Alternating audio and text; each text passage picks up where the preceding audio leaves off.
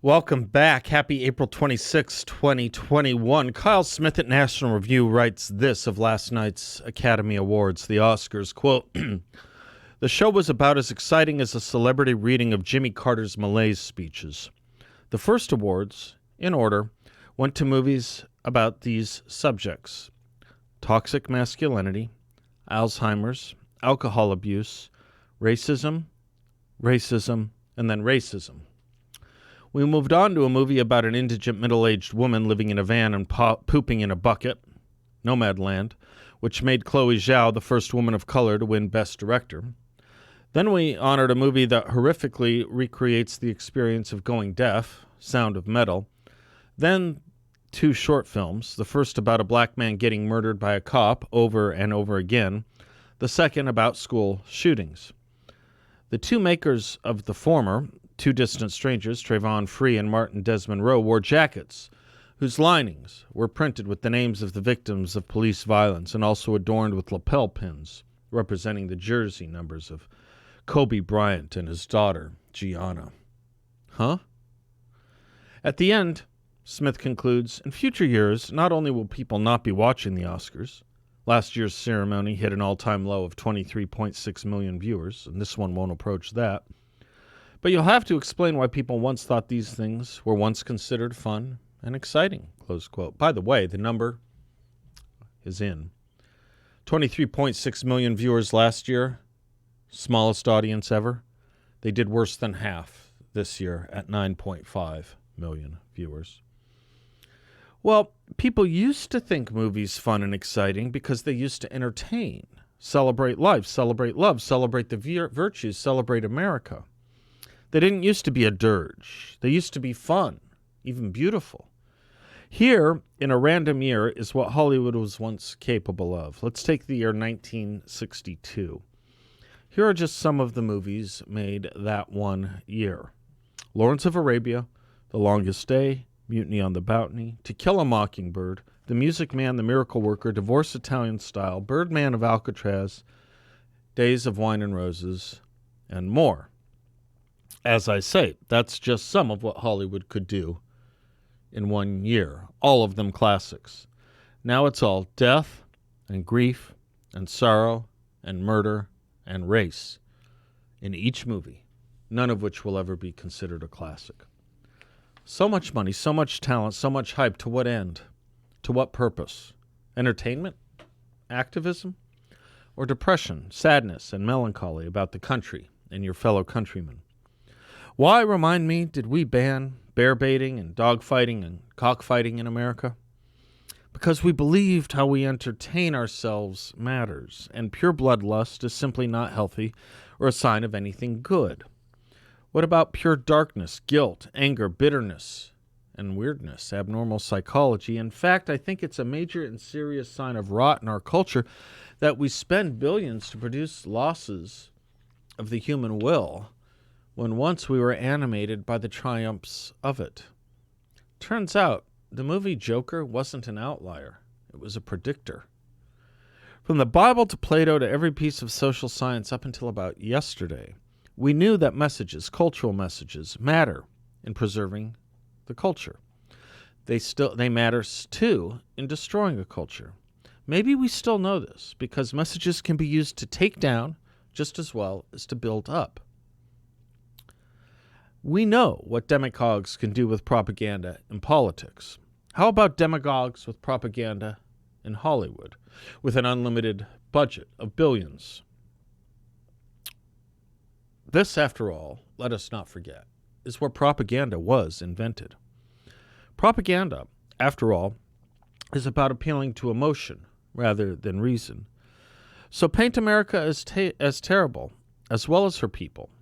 In an age of lockdowns and fear, this may be the greatest amount of exposure most people get to their fellow Americans or view of their country, especially if they watch NBC and CNN, which backs up pretty much everything Hollywood does.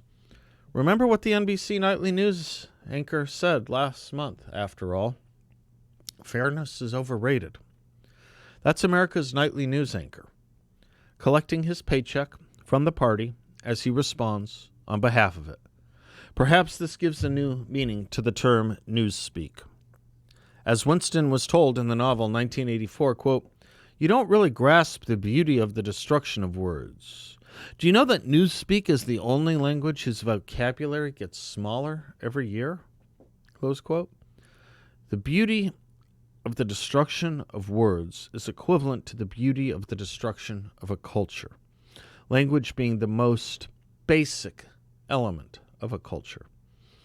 As far as it being the only language whose subsequent dictionaries get smaller, one sees it here.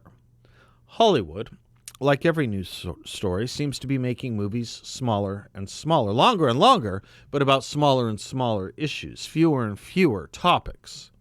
You can name them.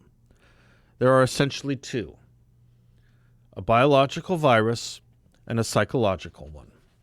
COVID and whiteness. But let's not forget what is happening here vis-a-vis our entertainment, which I probably don't spend enough time on. Irving Kristol made the point some years ago I was making above. No society can be utterly indifferent to the ways its citizens publicly entertain themselves. For example, bear baiting and cockfighting are prohibited only in part out of compassion for the suffering of the animals. The main reason they were abolished was because it was felt that they debased and brutalized the citizenry who flocked to witness such spectacles. It was about the audience. We are, after all, not dealing with one passing incident, one book, or one play, or one movie. We are dealing with a general tendency that is suffusing our entire culture. And the tendency is debasement for debasement's sake, all in the name of saying it is art and great acting, when it is neither. I'm not asking for censorship. I'm not asking for us to be blue-nosed. I'm asking for us to be human beings, and to realize this eternal truth also from Irving Kristol. If you believe that no one was ever corrupted by a movie, you also have to believe that no one was ever improved by a movie, or a book, or a play. You have to believe, in other words, that all art is morally trivial, and that, consequently, all education is morally irrelevant. No one, not even a university professor, really believes that. The ways in which we use our minds and imaginations do shape our characters and help define us as persons. And the ways in which Hollywood wants us to think and use our imaginations and shape our character and define us as a country is not healthy. How does Hollywood want us to think? Well, look at what it rewards: anti-Americanism and racism, racism, racism. It used to do movies promoting the greatness and great things about America, including its people. It used to help break race barriers. Now it thinks itself heroic to say what everyone knows they must say, and things that all the employers and co-workers believe anyway, and they call it heroism. Now add China.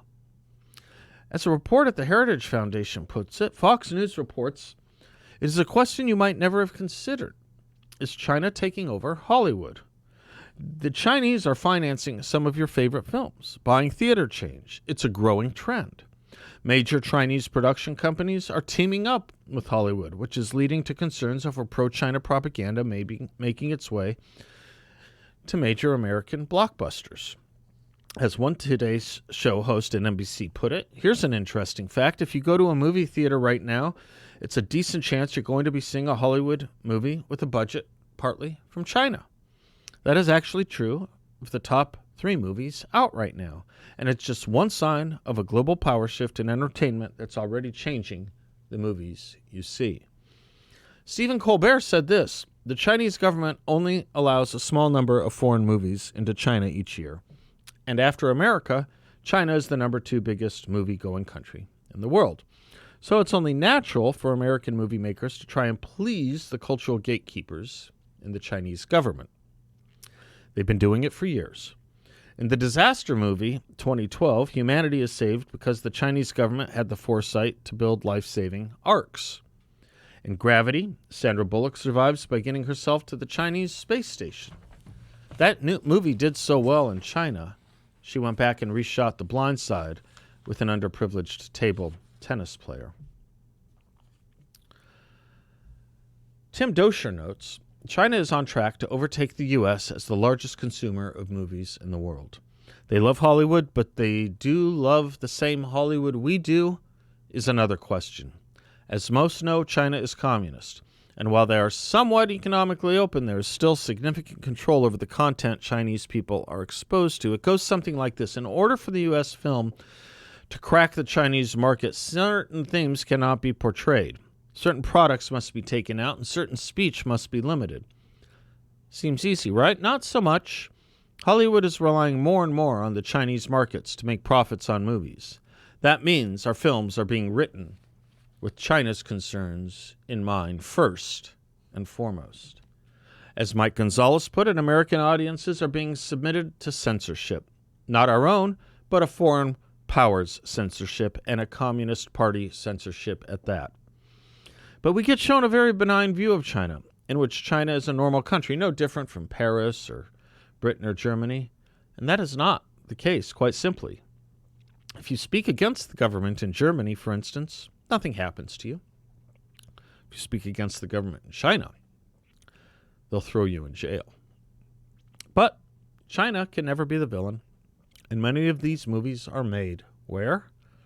American movies. You guessed it. Xinjiang, the province of darkness in China. Maybe if we spent half the time we spend telling ourselves how terrible it is to be white on how terrible of a Dachau China is running in Xinjiang, with help from American dollars to make products sold in America, products from the NBA to Disney, maybe if we spent half that time or a quarter of it, we would know what true evil is, including slavery in the modern era that pays for the salaries of people like Colin Kaepernick and Nike executives and employees and LeBron James. Maybe we'd beat ourselves up less over a portion of this country that once had slavery over 156 years ago, and maybe we'd pay more attention to a country and series of American corporations doing business in that country that conceals, employs, and uses slavery, including child slavery, not 156 years ago, today. So Hollywood, if you wanted to make a movie about slavery, racism, and evil, how about this as a storyline? Quote, severe and wide-ranging repression of ethnic minorities continues under the pretense of anti-separatism, anti-extremism, and counterterrorism in the Xinjiang Uyghur Autonomous Region and the Tibet Autonomous Region. Access to and from Tibet remains highly restricted, particularly for journalists, academics, and human rights organizations, making it extremely difficult to investigate and document the human rights situations in those regions. In Xinjiang, for instance, since 2017, an estimated 1 million, possibly more Uyghurs, Kazakhs, and other predominantly Muslim people were arbitrarily detained without trial and subject to political indoctrination and forced cultural assimilation and transformation through education centers. Documenting the full scope of violations remained impossible due to a lack of publicly available data due to restrictions on access to the region. Despite initially denying the existence of the camps, authorities now describe them as vocational training centers, close quote. Be a hell of a movie about that, or a journalist trying to expose that, or a family that goes through it. That script draft, though, it's not from a Hollywood writer. It's from Amnesty International. Quoted directly from the website of Amnesty International. Seems a movie about all that, though, would wake the world up to real slavery and repression and evil. But Hollywood won't make that movie. You know why? Because it sold itself to the slave holders. Will Coca-Cola make a statement about its work in China? Maybe it will say it regrets doing business in a country that sponsors and conceals slavery where they operate right now.